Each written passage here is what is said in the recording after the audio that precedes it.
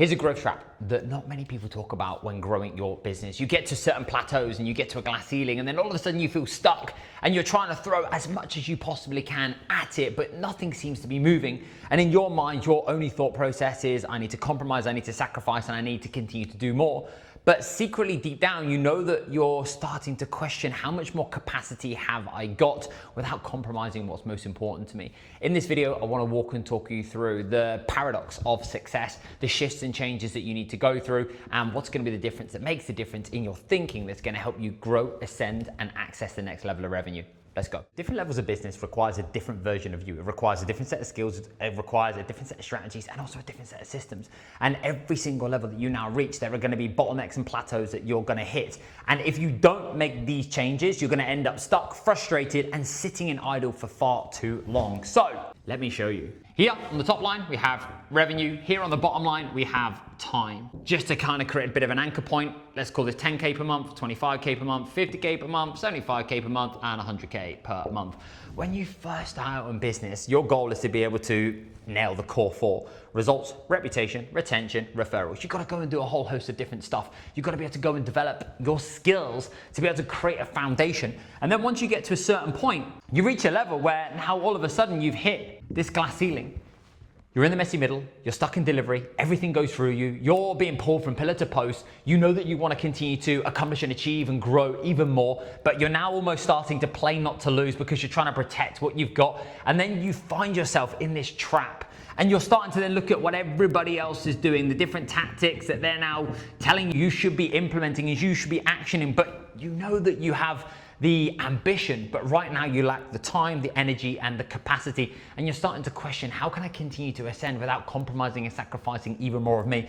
I remember being here. The company was around 15 to 20K per month at the time, and I was sat in Italy on a holiday with pen and paper, asking myself, how can I double the business? And I was in a place where I was like, well, if I'm going to double the business, I need double the amount of clients. If I double the amount of clients, like, my God, I'm already stupidly busy, so I'm not going to be able to access or go there or get there.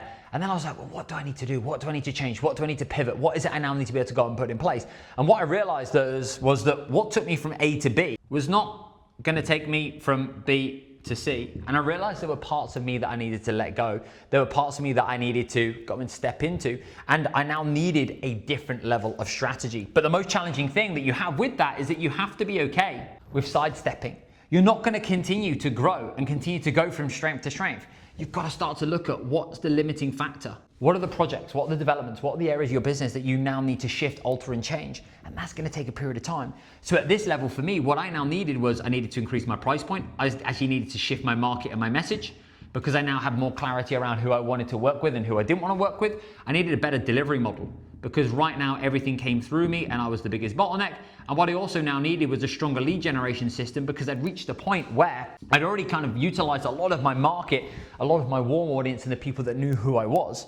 And in doing so, working on those areas allowed me to then elevate and access the next point. But the hardest thing here is being okay with letting go. It's realizing that actually you might potentially see a little bit of a drop in revenue. You might have to let a couple of clients dwindle away and they won't necessarily come with you. And it's within this period, it's so hard because you can question everything. You start to doubt yourself. You can feel as though that you're going backwards. And when you're not getting the same kind of like wins, or you're not getting necessarily the same feedback as you have done, that can be stupidly hard. And you're then sat in this space, watching, following, and looking at everybody else, questioning, am I now doing the right pieces? And then all of a sudden, the work that you've been doing now allows you to access this next point. You grow, until once again, you then reach another bottleneck. And exactly the same principle applies. You reach a point where you then have to be okay with understanding what are the limiting factors, what are the biggest bottlenecks at this present moment in time. So this now might potentially be systems you've outgrown. This now might be team development, and it also might be leadership. And it's then understanding that they're the pieces that I need to work on in order for me to, once again, move to here. And the cycle repeats. And these are always going to vary in length. They're always going to vary in time. And Business is a constant game of iteration, exploration, understanding what's working, what's not, which is why it's so important that you can fail forward fast. It's looking at and understanding what are the skills, what are the strategies that I now need, so you've got absolute clarity, so you can now go and focus and you can go and execute on your next move that's going to continue to help you grow.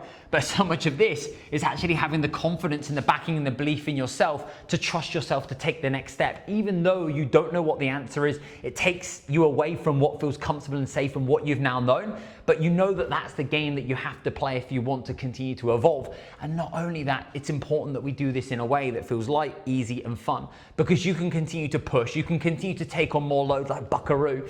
But if you've now got a business that's heavy, that's complex, that economically does well, but it's not necessarily serving you and it's not allowing you to live in alignment with your highest values, then there's gonna become a disconnect. So your next growth trap, or the growth trap, is always now gonna be limited to how comfortable you are with actually taking a sidestep and working on the areas of the business that right now you haven't yet been able to prioritize and you haven't yet been able to step into. Once you reach a certain level of business, doing more isn't the answer. Our goal is to do better. And whilst you might be able to work harder, take on more roles and take on more responsibilities, in my experience, that's a one-way ticket to burnout, or building a business that you secretly start to resent doesn't necessarily serve you.